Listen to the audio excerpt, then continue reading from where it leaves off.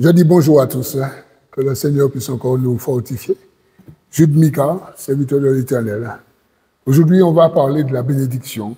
Et c'est super, parce qu'on est dans un temps où les gens lancent des paroles de malédiction ou encore des personnes peuvent vous dire que vous ne pouvez jamais arriver, vous ne pouvez jamais faire rien. Dit bon, en tout cas, en Christ, il y a plein de bénédictions lorsque nous sommes en Christ. Mais je voudrais que nous puissions voir aujourd'hui 3 bénédictions. Triple bénédiction en Christ, c'est très important. Et je prie Dieu pour que cette parole touche quelqu'un. Je prie Dieu pour que le Saint-Esprit puisse encore remplir le cœur de quelqu'un. C'est très important.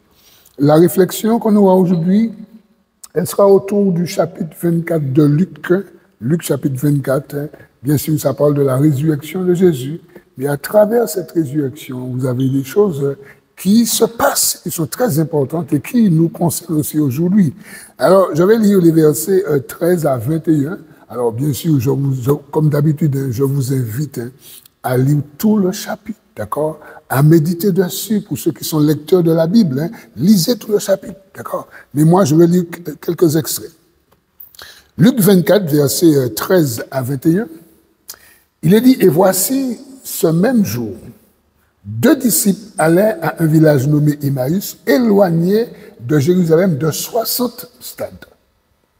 Et ils s'entretenaient de tout ce qui s'était passé. Pendant qu'ils parlaient et discutaient, Jésus s'approcha et fit route avec eux. Mais leurs yeux étaient empêchés de le reconnaître. Il leur dit, de quoi vous entretenez-vous en marchant? Pour que vous soyez si tristes. L'un de nos nommé Cléopâtre répondit, es-tu le seul qui, séjournant en Jérusalem, ne sache pas ce qui est arrivé ces jours-ci? Quoi? Leur dit-il. Et ils répondirent, ce qui est arrivé au sujet de Jésus de Nazareth, qui était un prophète puissant en œuvre, en parole devant Dieu et devant tout le peuple, et comment les principaux sacrificateurs et nos magistrats l'ont livré pour le faire condamner à mort et l'ont crucifié. Nous espérions que ce serait lui qui délivrerait Israël, mais avec tout cela, voici le 3e jour que ces choses se sont passées. Il est vrai que quelques femmes d'entre nous ont été fort étonnées, s'étant rendues d'un grand matin au sépulcre et n'ayant pas trouvé le corps, elles sont venues dire que les anges leur sont apparus et ont annoncé qu'il était vivant, etc., etc. Voici ici, mes amis, le contexte, c'est que 2 disciples qui parlaient de la mort de Jésus, ça faisait 3 jours que Jésus était mort, mais Jésus était ressuscité, mais ils ne savaient pas. Alors, ils étaient dans tout leur état, ils parlaient. Et nous voyons que Jésus va les rejoindre et Jésus va faire route avec eux. Et la première bénédiction dont je voudrais parler, c'est la jouissance de la présence de Jésus.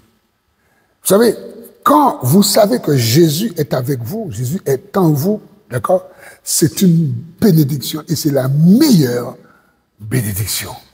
Mais ici, on voit que les disciples d'Emmaüs, ils étaient angoissés. Je voudrais dire que trop de personnes croient en Dieu. Trop de personnes croient en Jésus, mais d'une manière religieuse. Ah oui, je crois en Dieu, oui, je crois que Jésus, un jour, il est venu, il a fait telle chose. Mais les gens ne sont pas à un stade où ils vivent Jésus, où ils vivent Dieu. D'accord? Ils savent que Jésus est là, Jésus est en eux, s'ils l'ont accepté, bien sûr. Et là, on voit que, à travers ce passage, on va comprendre des choses. Les disciples sont là, Jésus est ressuscité, mais ils sont dans une tristesse. Ils sont dans une tristesse et Jésus va aborder, Jésus va poser une question. Et la question se trouve au verset 17. Jésus leur dit, de quoi vous entretenez-vous en marchant pour que vous soyez si tristes? Vous voyez, les disciples sont tristes. Et Jésus va voir cette tristesse. Et je voudrais nous dire, nous qui sommes chrétiens, nous avons Christ, nous avons cette jouissance, nous avons cette bénédiction.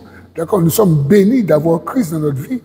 Mais des fois, nous sommes tellement tristes que lorsque les gens nous regardent, les gens disent, bah, mais qu'est-ce qu'il a? Il est malade, il a un problème.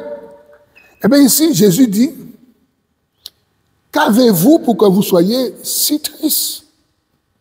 Et la question que je voudrais nous poser, qu'est-ce qui te rend triste? Pourquoi tu es triste? Pourquoi tu as peur? Pourquoi tu es dans cet état? D'autres personnes sont tellement tristes qu'elles veulent se suicider. La question que je peux te poser, pourquoi veux-tu mettre fin à ta vie? Pourquoi? Pourtant, tu as une famille, tu as de l'argent, tu évolues dans un beau pays, la Martinique quand même, c'est un beau pays, ok? Il y a du soleil, on a de belles plages. Et pourquoi tu n'as pas la joie? Pourquoi tu es triste? Et ici, on voit que Jésus aborde les deux disciples d'Emmaüs et puis il leur dit, mais de quoi parlez-vous quand vous soyez si tristes? Ils étaient tristes parce que on avait pris leur Seigneur, parce que ils comptaient sur Jésus, voilà, parce qu'il y avait de belles choses qui se faisaient avec Jésus, les gens étaient guéris, les gens se repentaient, enfin, et puis Jésus est mort. Et pour eux, ils sont dans cette tristesse. Mais aujourd'hui que Jésus est ressuscité, aujourd'hui que Jésus est vivant, aujourd'hui où certaines personnes peuvent jouir de la présence de Jésus, mais nous voyons que le monde est perdu. Le monde est dans une perdition, mes amis. Le monde cherche du moins le bonheur là où il n'y a pas de bonheur. Le monde cherche, fouille.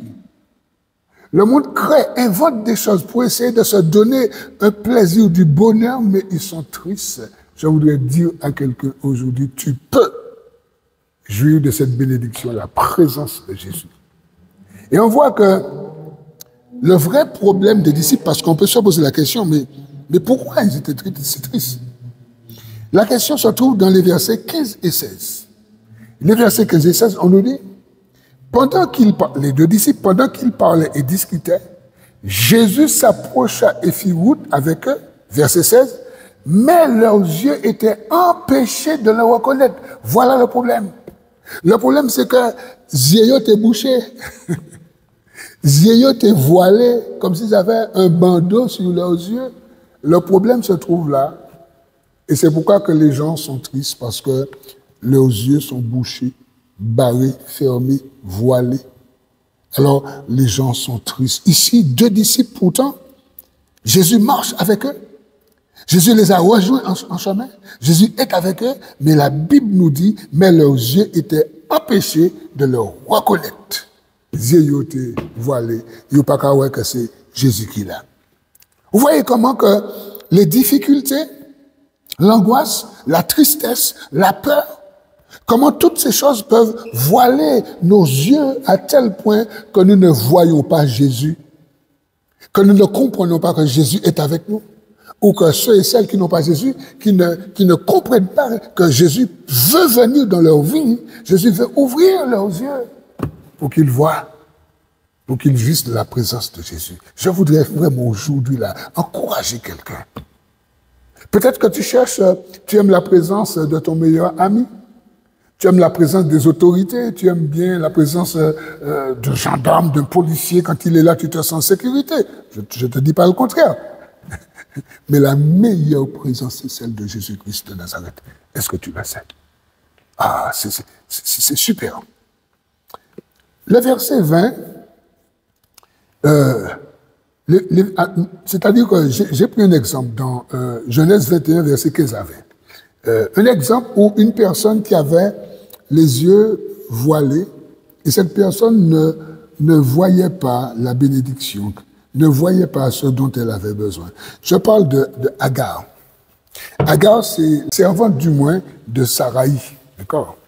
On va voir ça dans Genèse chapitre 21. Alors là, on voit que le Seigneur Il veut ouvrir nos yeux. Lorsque notre tête, des fois ta tête est plongée dans tes problèmes, dans tes difficultés, dans ta peine, et tu ne vois pas la solution, le résultat.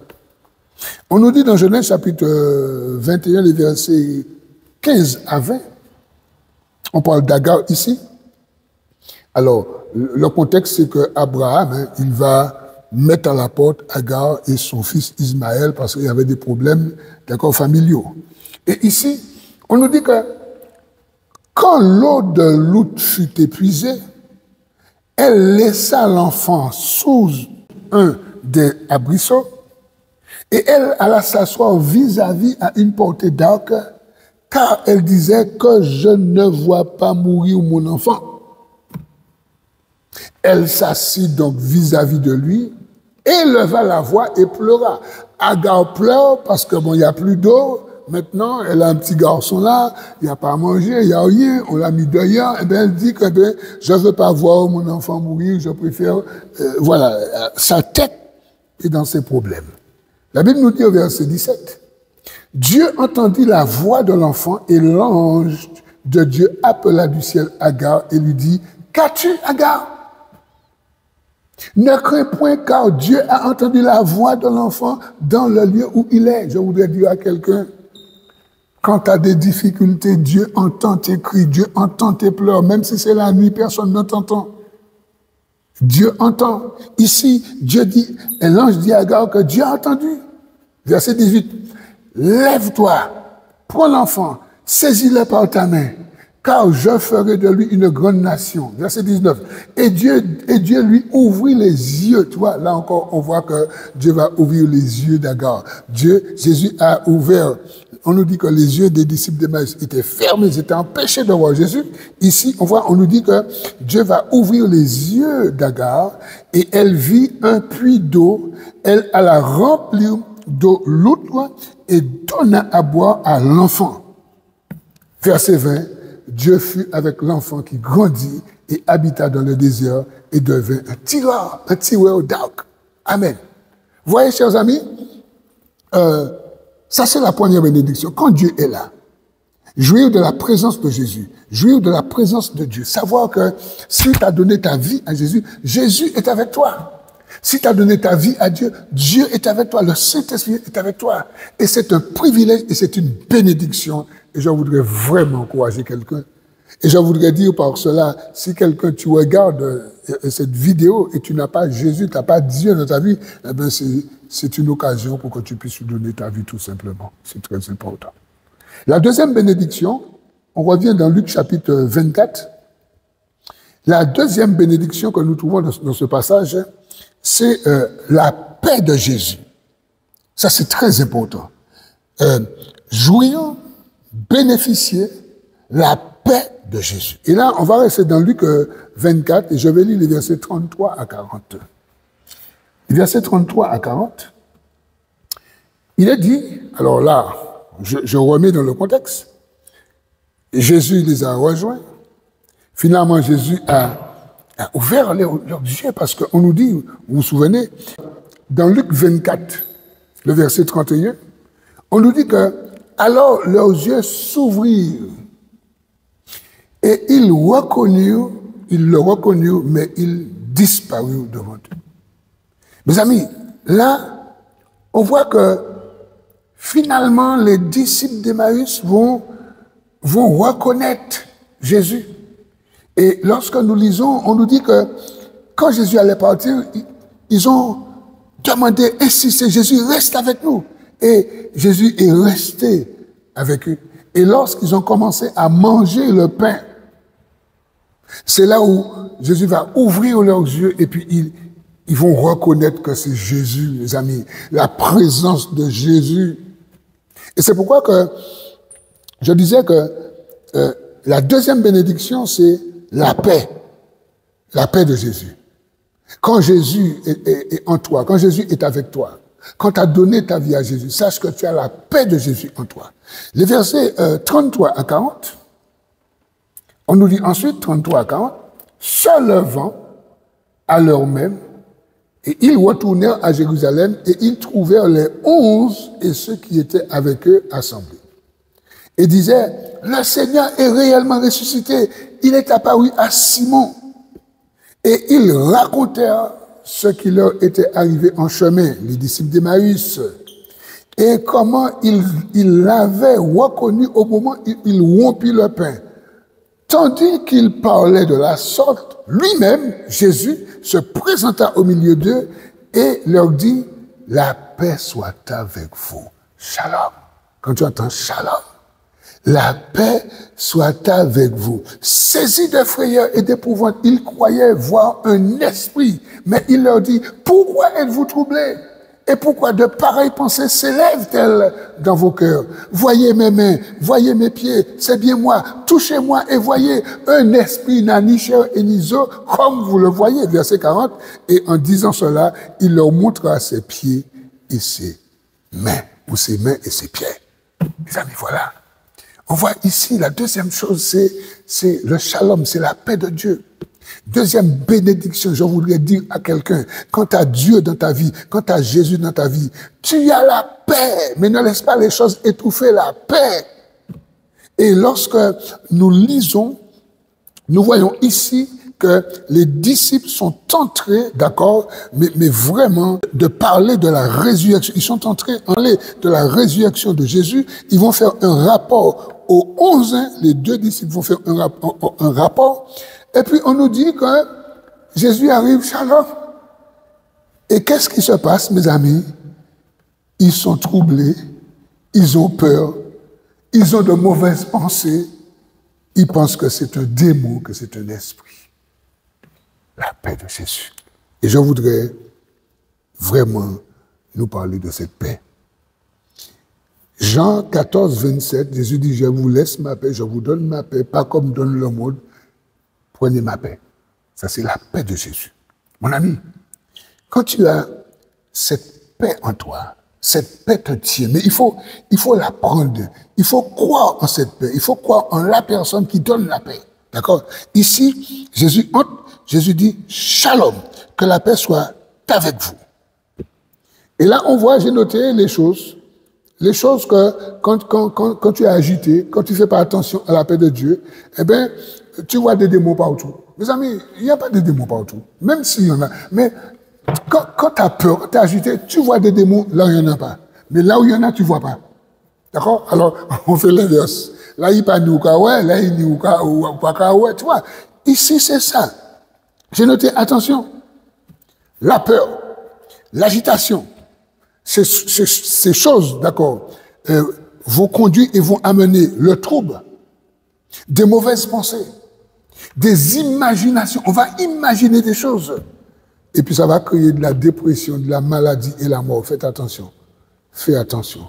Beaucoup de personnes sont dans des lieux psychiatriques. Pourquoi? Parce que agitées, elles ont peur. Elles vont créer des choses. Et maintenant, quand tu crées, quand tu imagines, eh bien là, tu ouvres une porte pour que le démon puisse entrer. C'est à ce moment que le démon va entrer. C'est pourquoi tu as besoin de la paix de Jésus. Ici, on voit que les disciples, Jésus arrive. Non, mais c'est trop quand même. Hein? Jésus arrive. On nous dit que, tandis qu'il parlait de la sorte, lui-même se présenta au milieu d'eux et leur dit, la paix soit avec vous. Saisis de frayeur et d'épouvante, ils croyaient voir un esprit. Mais Jésus leur dit, mais pourquoi êtes-vous troublés? Pourquoi de pareilles pensées s'élèvent-elles dans vos cœurs? Voyez mes mains, voyez mes pieds, c'est bien moi, touchez-moi. Un esprit, un démon n'a pas de chair, il n'a pas d'os. Je voulais encourager quelqu'un, trop souvent, c'est de la paix qui nous manque. Le fait qu'on voit des dorlis, des zombies, des esprits partout. Il nous manque la paix de Dieu, la paix de Jésus. C'est très important. C'est pourquoi que je l'ai noté. Hein. J'ai noté que la solution, elle est en Christ. Contre l'agitation, contre la peur. Fais confiance à Dieu. Fais confiance à Dieu. Deux choses. La première chose, c'est dans le psaume 27. Écoute ce que David dit au psaume 27, versets 1 et 2. L'Éternel est ma lumière et mon salut, de qui aurais-je crainte? L'Éternel est le souci de ma vie, de qui aurais-je peur? Quand les méchants s'avancent contre moi pour dévorer ma chair, Ce sont mes persécuteurs et mes ennemis qui chancellent et qui tombent. Voyez, David dit que l'Éternel, c'est mon salut, c'est ma lumière. Mais pourquoi aurais-je peur? Pourquoi serais-je dans l'agitation? Pourquoi? Et puis, la deuxième chose que je voudrais dire, c'est dans Romains. Romains, chapitre 8, il y a aussi une belle consolation. À partir du verset 31 à 34, j'aimerais que vous puissiez écouter, mais vraiment avec beaucoup d'attention, ce que cette parole nous dit. Que dirons-nous donc à l'égard de ces choses? Si Dieu est avec nous, qui sera contre nous? Alors pourquoi tu as peur, tu t'agites, pourquoi tu n'es pas en paix? Lui, Dieu, qui n'a point épargné son propre Fils, mais qui l'a livré pour nous tous, comment ne nous donnera-t-il pas toutes choses avec lui? Ça veut dire que avec Jésus, si Dieu t'a donné Jésus, avec Jésus, Dieu va donner toutes choses. Alors sois en paix. Arrête de t'agiter. Verset 33. Qui accusera les élus de Dieu? Mon ami, si tu as donné ta vie à Jésus, tu es un élu, tu es une élue de Dieu. Alors, qui accusera les élus de Dieu? C'est Dieu qui justifie. Verset 34. Qui les condamnera? Christ est mort, bien plus, il est ressuscité et il est à la droite de Dieu. Il prie pour nous, il intercède pour nous. Mon ami, pourquoi? Alors, j'aimerais te dire, reste en paix, sois en paix. Et s'il y a quelque chose qui t'agite, fais connaître à Dieu tes besoins. Philippiens, chapitre 4, versets 6 et 7. Ne vous inquiétez de rien, mais en toutes choses, faites connaître vos besoins à Dieu par des prières, des supplications et des actions de grâce.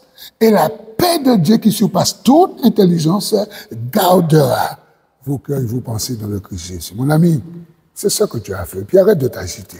Et puis la troisième bénédiction, parce qu'on a parlé de toi, toujours dans Luc, hein.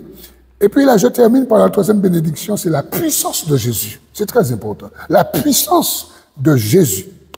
Et là, on va lire toujours dans Luc, on revient dans Luc, Luc 24. Hein. Luc 24, on ne sort pas de ce passage. Et les versets 45 à 49, la fin, voilà, 45 à 49. Alors là, Jésus a parlé aux disciples sans problème, il va bientôt être enlevé. On nous dit ici que, comme les disciples aussi, on l'a vu, avaient un peu de crainte, il leur ouvrit l'esprit afin qu'ils comprissent les Écritures. Ça, c'est très important, tu vois. Et il leur dit, ainsi est-il écrit de Christ, que le Christ souffrirait, et qu'il ressusciterait des morts le troisième jour. Et que la repentance et le pardon des péchés seraient prêchés en son nom à toutes les nations, à commencer par Jérusalem. Vous êtes mes témoins, et vous êtes témoins de ces choses. Verset 49. Et voici, j'enverrai sur vous ce que mon Père a promis, mais vous restez dans la ville jusqu'à ce que vous soyez revêtus de la puissance d'en haut. Ça veut dire la puissance de Jésus. Troisième bénédiction, la puissance de Jésus. Et c'est pourquoi il est important de comprendre que là où il y a la présence de Jésus, là où il y a la paix de Jésus, il y a aussi la puissance de Jésus. C'est très important. Et on voit que au verset 45, alors il leur ouvrit l'esprit afin qu'ils comprissent les Écritures. Si le Seigneur n'ouvre pas notre esprit, on ne peut pas saisir les Saintes Écritures. On ne peut pas comprendre, d'accord? On ne peut pas faire un ministère. Il faut d'abord qu'il nous ouvre l'intelligence, qu'il nous ouvre l'esprit. Et on voit ici, Jésus va ouvrir leur esprit afin qu'ils puissent comprendre les Saintes Écritures. C'est très important, d'accord? Et parce qu'on comprend que sans la foi en Jésus-Christ, on ne peut pas entrer dans les Saintes Écritures, j'ai noté, et on ne peut pas non plus avoir cette puissance. Quand des gens qui lisent la parole, mais qui n'ont pas le Saint-Esprit, ou encore que le Saint-Esprit ne leur révèle pas Jésus ni sa puissance. Tu peux lire si tu veux, mais des fois tu ne comprends rien. Et d'autres fois, tu lis, mais rien ne se passe. Tu vois? Dans Jean 14, les versets 13 et 12, écoute ce que le Seigneur Jésus dit. Là, il parle de la foi. Mon ami, si tu n'as pas la foi, mon ami, recherche la foi. Recherche la foi. Jean 14, versets 12 et 13. Jésus dit, en vérité, je vous le dis, celui qui croit en moi, voyez, celui qui croit, ça veut dire la foi. Celui qui croit en moi, celui qui croit que je peux lui permettre de faire ça, celui qui croit que je lui donne à faire ça, celui qui croit que c'est moi qui fais toutes choses, celui qui croit en moi fera aussi les œuvres que je fais et il en fera de plus grandes. Pourquoi? Parce que moi, Jésus, je m'en vais au Père. Ensuite, et tout ce que vous demanderez en mon nom, d'accord, je le ferai afin que le Père soit glorifié. Vous voyez, il y a la foi, mais il y a aussi cette communion, cette intimité, cette vie de prière, d'accord, pour manifester dans la puissance de Jésus. C'est très important. Et ça c'est l'œuvre du Saint-Esprit, d'accord, rempli du Saint-Esprit, le baptême du Saint-Esprit en nous. C'est très important, mon ami. Et j'ai noté que on ne peut pas faire le ministère, aucun ministère sans la puissance. Tu ne peux pas, mon ami. Et c'est pourquoi dans Luc, je termine par ces versets, dans Luc, les versets 47 à 49, écoutons ce que Jésus va dire, 47 à 49. Il dit que dans le ministère, la repentance, le pardon des péchés, d'accord, doit être prêché au nom de Jésus à toutes les nations. À commencer par Jérusalem, mais aujourd'hui, Jérusalem a déjà reçu. D'accord? Il en a encore besoin. Mais aujourd'hui, c'est toi qui regardes cette vidéo. Tu as besoin de comprendre que c'est Jésus qui pardonne. Il en est mort et ressuscité pour te donner la vie, pour te pardonner. Et c'est pourquoi il est marqué ici. Jésus a dit aux disciples, vous êtes témoins de ces choses. D'accord? Et il leur avait dit, mais aujourd'hui, c'est plus la peine. Voici, je vous enverrai ce que mon Père a promis. Mais vous restez ici jusqu'à ce que vous soyez revêtus de la puissance d'en haut. Ça a été fait le jour de la Pentecôte. J'aimerais te dire, mon ami, pour terminer, Jésus leur avait dit d'attendre. D'accord? Et ils ont attendu 10 jours, parce que quand Jésus est monté, 10 jours s'est écoulé, et le 10e jour, on voit ce qui s'est passé, pour conclure, dans Actes chapitre 2, les versets 15 à 19, c'est là on voit le 10e jour. Qu'est-ce qui s'est passé le 10e jour, versets 15 à 19, la Pentecôte est descendue, l'infusion du Saint-Esprit, d'accord? Eh bien, on nous dit que Pierre va dire, mais ces gens ne sont pas ifs, comme vous le supposez, car c'est la 3e heure, 9 heures du matin. Mais c'est ici ce qui est écrit par le prophète Joël. Dans les derniers jours, Dieu dit, je répandrai mon esprit sur toute chair. Vos fils et vos filles prophétiseront, Vos jeunes gens auront des visions et vos vieillards auront des songes, etc., etc. Et c'est ce qui s'est passé, la puissance d'en haut, le Saint-Esprit est descendu. Et c'est possible pour toi aujourd'hui, mon ami, si tu donnes ta vie à Jésus, mon ami. Et toi qui as Jésus, si tu crois, il va te remplir de son Saint-Esprit. Et tu pourras travailler avec lui, avec l'Esprit de Dieu. Et tu seras étonné des choses qu'il va te permettre de faire. Mais il faut croire. Mais il faut aussi te repentir. Et s'il y a quelque chose qui ne va pas, il faut le confesser. C'est moi que nous puissions prier ensemble. Alléluia. Seigneur, nous te remercions pour ce doux moment. Merci pour cette parole que nous avons trouvée dans l'Évangile selon Luc au chapitre 24. Une parole qui nous parle de la bénédiction de la présence de Jésus, de la paix de la présence de Jésus et de la puissance aussi de Jésus. Et je voudrais, Seigneur, prier à cette heure pour quelqu'un, Seigneur, qui ne connaît pas Jésus, afin que cette personne puisse se repentir, donner sa vie à Jésus, reconnaître que sans Jésus, elle ne peut rien faire et il lui faut de Jésus, afin que cette personne puisse jouir de la présence, de la paix et de la puissance, de l'autorité du nom de Jésus-Christ de Nazareth. Oh Seigneur, touche quelqu'un, touche cette personne qui regarde, Seigneur. Touche-la et permet qu'elle puisse rentrer, Seigneur, dans ce programme que toi-même tu as prévu pour cette personne, au nom de Jésus et pour la gloire de Dieu. Amen. Voilà, mon ami, que le Seigneur puisse encore te bénir et n'oublie pas de t'abonner. D'accord? C'est très important.